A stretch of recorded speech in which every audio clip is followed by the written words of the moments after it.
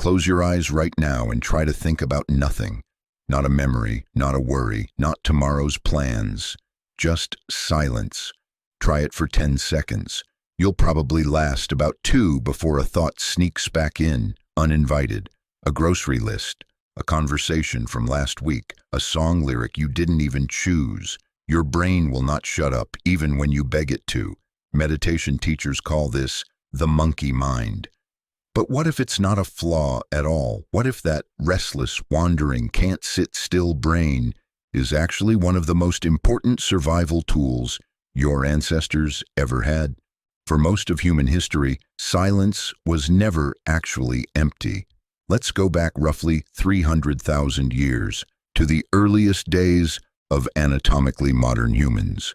Your ancestors didn't have jobs, screens, or to-do lists, but they also never got a moment of true mental rest because the environment itself demanded constant background processing.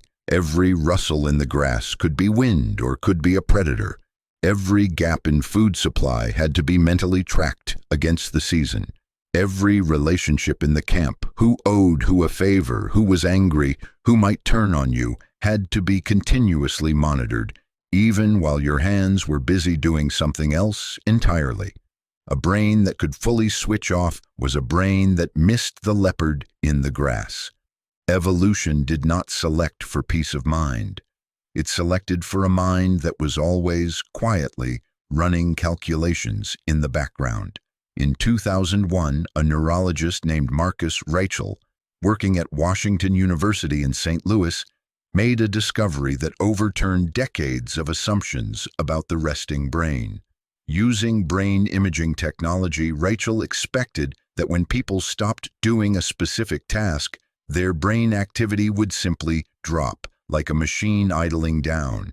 Instead, he found the opposite. A specific network of brain regions actually became more active the moment a person stopped focusing on an external task. Raichle named this the default mode network, and the name stuck because it revealed something startling. Your brain's default setting isn't rest, it's simulation.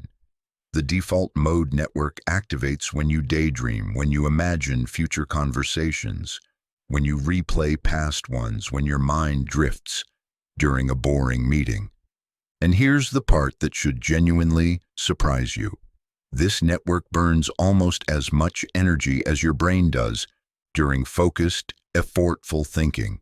Your brain, evolutionarily speaking, considers unstructured mental wandering to be nearly as important as solving a direct, immediate problem. That's an enormous metabolic investment for something that feels like doing nothing.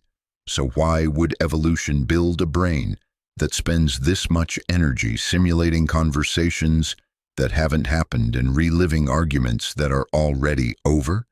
The leading explanation is that this wandering isn't random noise.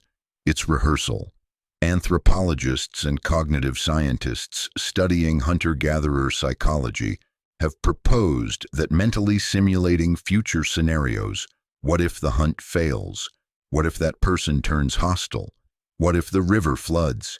Gave your ancestors a way to test outcomes without actually risking their lives to test them.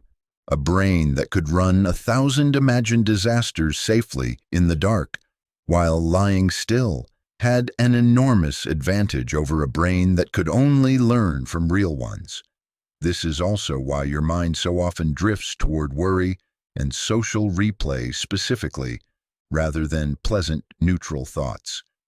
In 2010, psychologists Matthew Killingsworth and Daniel Gilbert at Harvard ran a massive study using a phone app that randomly pinged over 2,000 participants throughout their day, asking what they were thinking about and how happy they felt in that moment. The results were striking. People's minds wandered nearly 47% of the time, almost half of their waking hours, and mind wandering was consistently linked to lower reported happiness, regardless of what the person was actually doing at the time. Killingsworth and Gilbert summarized the finding in a phrase that has since become famous. A wandering mind is an unhappy mind, But an unhappy mind isn't necessarily a malfunctioning one. From an evolutionary standpoint, discomfort is often the signal that keeps a system working, a background process that constantly scanned for unresolved threats. Unfinished business and social tension wouldn't feel peaceful. It would feel exactly like anxiety, because functionally, it's built to feel urgent enough that you can't ignore it. This explains something almost everyone has experienced. You lie down to sleep, finally free from the day's demands, and your mind chooses that exact moment to replay an awkward conversation from 6 years ago, or worry about a bill, or rehearse an argument that will probably never happen. It feels like terrible timing. It is actually the opposite. Silence and stillness are precisely the conditions your brain was built to use for processing unresolved threats, because for most of human history, that quiet, dark, unoccupied moment before sleep was the only time your ancestors ever really had to think. And here's the part that should sit with you. Modern meditation and mindfulness culture often frames a quiet, empty mind as the ultimate goal, something broken people fail to achieve. But your brain was never designed to be empty. It was designed to be a simulator running constantly in the background, rehearsing danger, tracking relationships, and testing futures long before it ever had the luxury of silence to spend on anything else. You are not failing at stillness.